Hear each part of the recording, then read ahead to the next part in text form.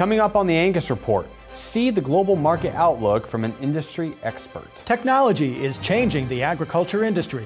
We talk about disruptive technology from ag startup companies. We sit down with American Angus Association Board of Directors President Kevin Yon and reflect on his time on the board. And 6 young men and women were elected to the National Junior Angus Association board in July. We talk with them to find out their expectations for the coming year. This is the Angus Report.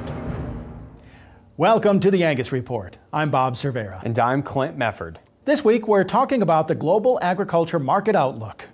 Ag Resource Company President Dan Bosse recently spoke at the 2018 Feeding Quality Forum in Sioux City, Iowa. He shared his thoughts on the global market and addressed concerns about tariffs and trade. He believes the markets can be strong despite current trade issues. Well, we see the global opportunities long-term is really lying between 2 countries, China and then India, because of their rapid GDP expansion.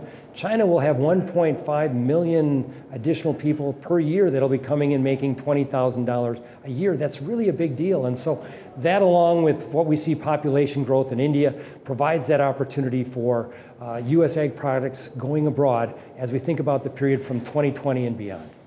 Bosse thinks cash cattle prices can rally toward the end of the year, and he's optimistic for the quality beef market. We see the cash cattle market as very close to a bottom here today. Kills should be coming down as we look at the month of September and heading into the 3rd or 4th week of October. That should maybe rally the cash cattle market back to 116 to 120. Thereafter, we think that beef supplies rise rather smartly heading into December and January. Cash cattle will come back to 103 or 104, have a seasonal rally into February, March again, maybe making it up to 119 to 121, and then sliding below $1 as we head into the month of June. So if I'm looking for marketings, I'm looking for those opportunities in October, early November, or really March, or February into March. And then those rallies also provide hedging opportunities thinking forward to April and June cattle next year. Bosse says there are opportunities within the global markets. He wants farmers and ranchers to focus on margins and look forward to open markets with China and India. Our big thesis this year is to have a volatility. We think there's going to be lots of volatility in the markets due to politics and economics and really some of these issues with weather and grain crops. And so because of that volatility, farmers need to be focused on margin and rewarding the market when it comes around so that we can be around for that opportunity when the Chinese and the United States get together, get a trade deal, and we open markets to better opportunities. Bosse shares his optimism about the U.S. domestic beef demand and opportunities with Japan.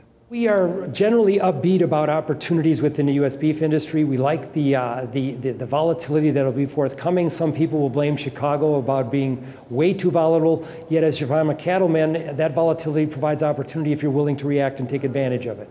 So as I see the U.S. beef industry, it's going to remain vibrant. I'm liking our export demand that's building. I'm liking our domestic demand.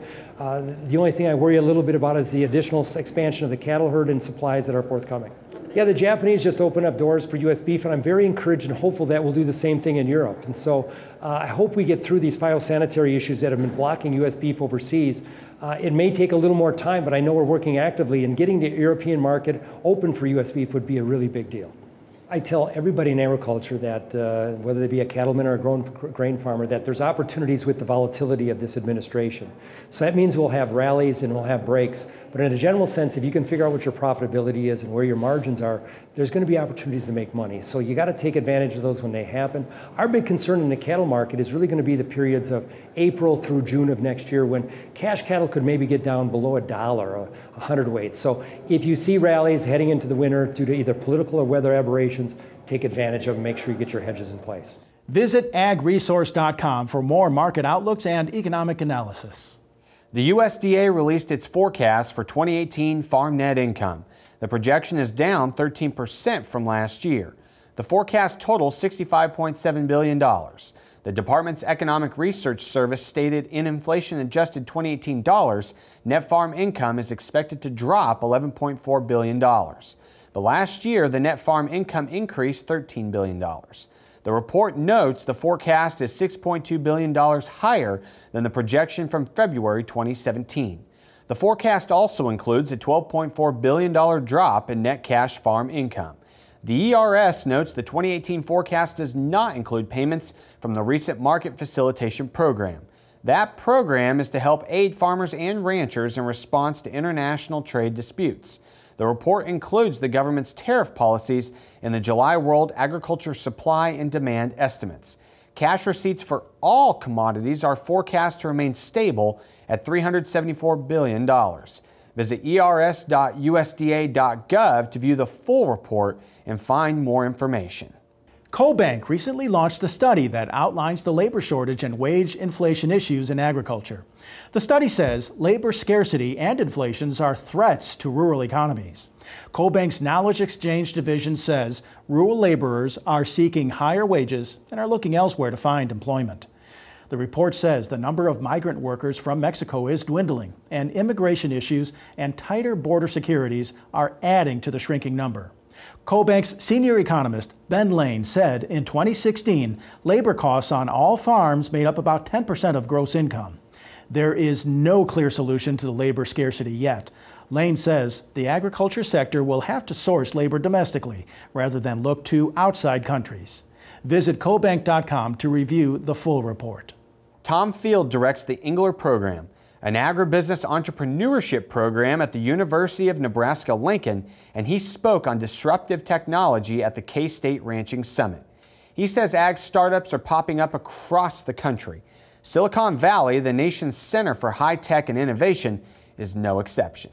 So there are more than 900 companies in the ag startup community in the Silicon Valley region. And it's everything from irrigation to new ways of thinking about food, to thinking about packaging, to thinking about logistics, to markets, to empowering farmers, to how to empower all sorts of the movements that we see, right, whether it's local or non-GMO, it's all kinds of stuff. Lots of it's going to fail. But what's really interesting, and I think the takeaway is there's a whole lot of people who did not grow up in agriculture who actually want to be in this space. We need to be cultivating those relationships, because we're going to find some great talent that we're going to be able to bring into our team as a result of that. I love the notion of us being able to attract new talent to our industry because, quite frankly, we need it. Farmers and ranchers have been collecting data on cattle for decades, but is that enough? Field doesn't think so. We're really behind. Agriculture's behind in the big data space. We're good at it inside of silos. We're pretty good at it in genetic evaluation. We've done a reasonably good job of capturing data at the enterprise level. But what we need now is we need to be really, really good at the interface up and down the supply chain. Blockchain is going to help us do that. It will not be without its problems. It will be bumpy, but every new innovation has its ups and downs. But I think we've absolutely got to get there, because until I can really connect with consumers before they know they need the connection, I'm not fast enough, right? Because that gap is going to get filled by somebody else that's doing a better job with the analytics. Field thinks the agriculture industry can benefit from new technology and innovation. He shares how. I think there are all kinds of opportunities for us to become more craftsman-like in the way that we approach ranching. Both in how we manage the ecosystem, how we manage people. In ranching, we can get so much better at managing people, because today, I don't think we're very good at it as an industry. It's not like we're terrible, but we can get so much better. We can get better at stockmanship. We can get better at animal health. We can get better at individual animal care. All those things can be enhanced through our access to technology. And then we can also, through social media and other technologies, we can invite creatives and other people to come to the table with us to actually have the kind of conversations that are meaningful around food.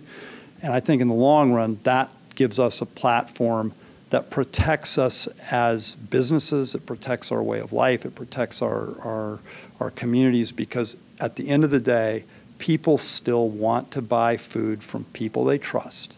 They want to buy food that was raised in communities that they would like to live in, and they want to buy food from animals that were treated the way that they believe that they're ordained to be treated. Stay tuned, more Angus Report after a break.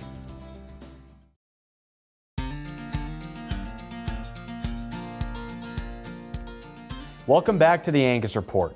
Each year, Certified Angus Beef hosts an annual conference to bring cattle producers and consumers together. Rachel Robinson has more in our industry updates. The Certified Angus Beef Annual Conference is kicking off now in Hawaii. Producers and consumers alike gather to learn more about certified Angus beef. Food service distributors, restaurateurs, and retailers learn from one another about how best to use certified Angus beef in their businesses. Staff share stories from the hashtag Brand the Barn marketing campaign and what we can look forward to in the coming year. The past 40 years have been strong for CAB, and we look forward to the next 40. Visit CertifiedAngusBeef.com for more information. Hurricane Florence made landfall on the East Coast. Farmers and ranchers scrambled to harvest crops and prepare for the storm. Before the hurricane hit the coast, an estimated 5.4 million cattle were in the storm's path. We will keep you updated as farmers and ranchers continue to assess the damage. For disaster relief, visit fsa.usda.gov for more information. We check in now on the latest cattle market news with our market update, brought to you by Cattle Facts. Hello, I'm Tanner Ahearn with the Cattle Facts Update. Beef production around the globe plays a key role in the domestic cattle markets, affecting both exports as well as imports. Through June, U.S. beef imports are up 15.1 million pounds, or 1% versus 2017. It is expected that this gap will begin to narrow as the year progresses. Prior to 2018, the U.S. has been a net beef importer. The top 3 countries the U.S. imports beef from are Canada, Australia, and New Zealand. So far, slaughter in these countries are above year-ago levels. This should equate to more available product on the global marketplace for the U.S. to import.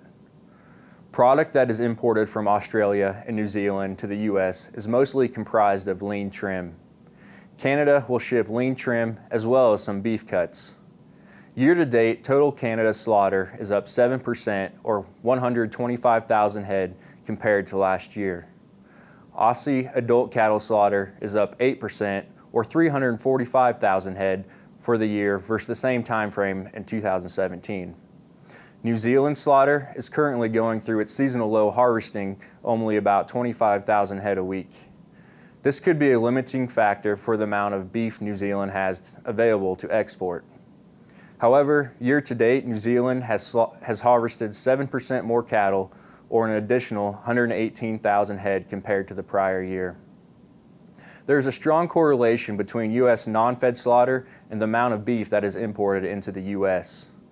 Non-fed slaughter in the U.S. is up almost 7%, or 272,000 head year-to-date. Cow and bull slaughter is forecasted to seasonally increase into the fall and winter, given there is adequate packing capacity and continued profitability for the packer. It is anticipated that the U.S. beef imports will seasonally decline through the remainder of 2018 and end the year relatively steady with 2017 levels.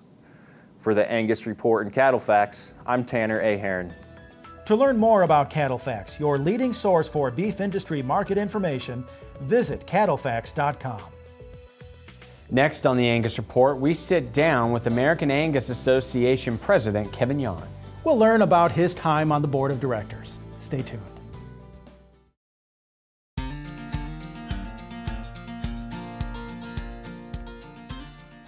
The American Angus Association Board of Directors has worked tirelessly this past year to lead the association to new heights. The 15-member team meets 4 times per year to discuss direction for the breed. We sat down with retiring President Kevin Yon. He reflected on his time as president, and he gave us a glimpse of the fiscal year.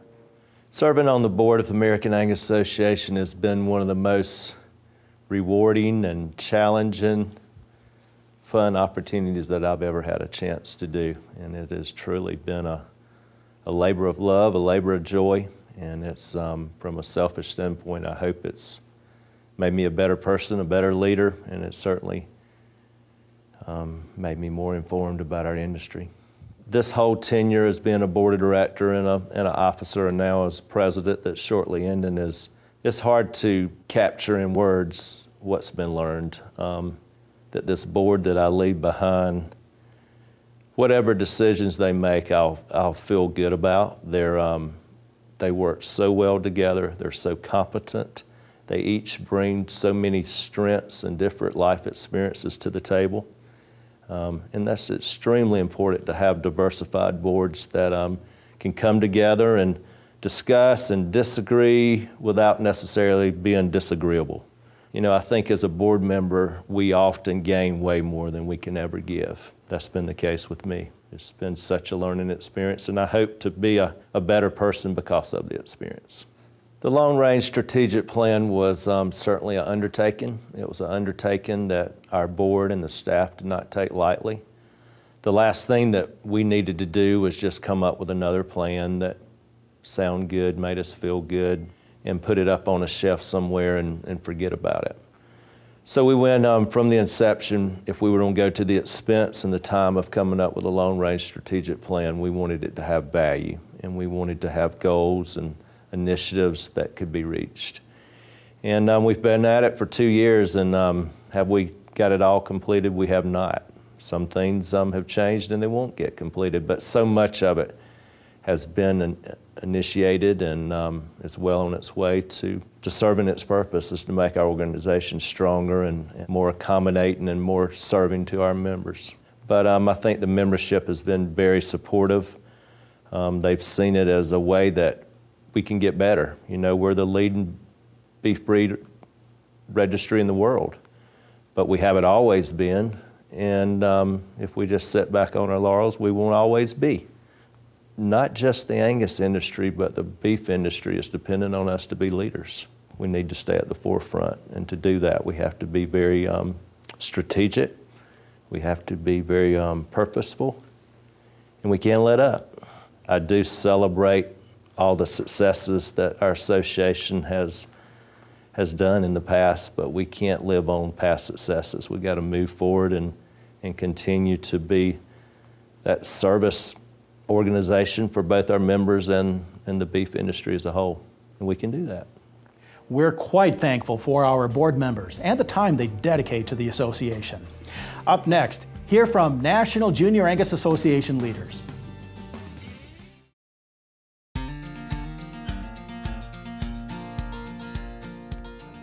Each year, young men and women vie for a seat on the National Junior Angus Board of Directors. Only 6 are elected by their peers to serve as the top leaders in the NJAA. The new 6 members join the old 6 members and serve a 2-year term. We sat down with some of the members of the 2018 to 2019 NJAA Junior Board to get their outlook for the upcoming year. My name is Sydney Gherkin. I am from Kingfisher, Oklahoma, and this year I am serving as the chairman of the National Junior Angus Board of Directors. I'm Tyler Bush. I'm from Britton, South Dakota, and I am a new board of director on the National Junior Angus Board. There are so many big things to expect. You know, when the new 6 got on the board, instantly you could tell that they're going to have such a special connection. And so learning from them, figuring out what makes them click and how we can implement those into building a stronger team. I think that is something that I'm most excited to see in this upcoming year. Really, since the moment our board got elected, I really could tell that our board was going to have a really cool connection and a really good relationship. And since July, we've been in contact. We're always talking, sending each other Snapchats, text messages, always joking around. And when we do come together, there's no doubt we're willing to sit down and get down to business and really take this seriously and really make things better for the juniors, but at the same time make it fun and make it worthwhile. Now we got 6 guys and 6 girls. It's a level playing field, so it should be fun. We are an Angus family. We love each other. We're all working towards a common goal. Most people don't see the behind-the-scenes work that happens, and so being able to come here for Fall Board, it's a little bit different take, but it's just a really exciting time of the year. There's so much to tackle at this meeting, and you know, we go over conferences like Raising the Bar. That's really exciting. We've got some awesome things coming up for the juniors. Last year, sitting in the boardroom when we finalized the STAR conference, the first one ever. And so it's just really neat to be able to be at these board meetings and see what all goes into the different conferences. Everybody looks to those green jackets and knows that they're having an influential poise to all the younger members.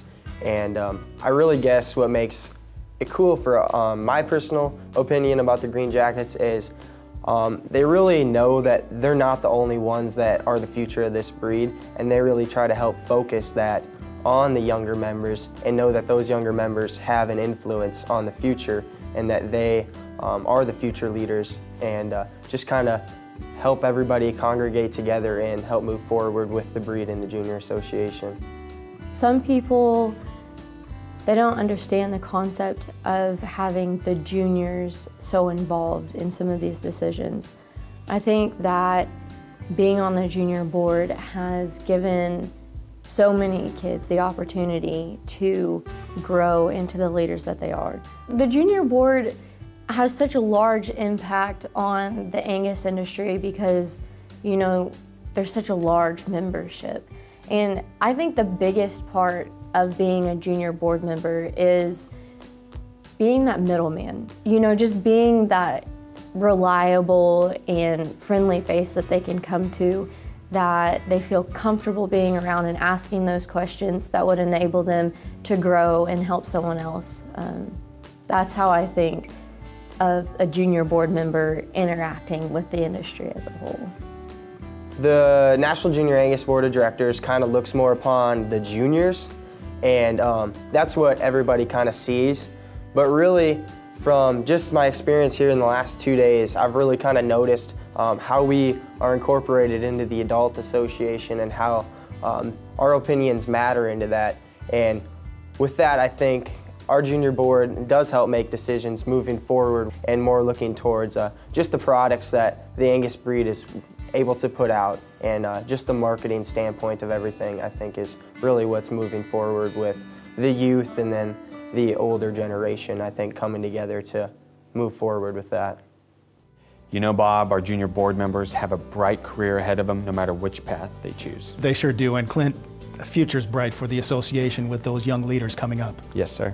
That's all for this week's Angus Report. We'll return next week at this time for more cattle news and highlights. In the meantime, subscribe to our YouTube channel, Angus TV, for more from the association. Thanks for joining us.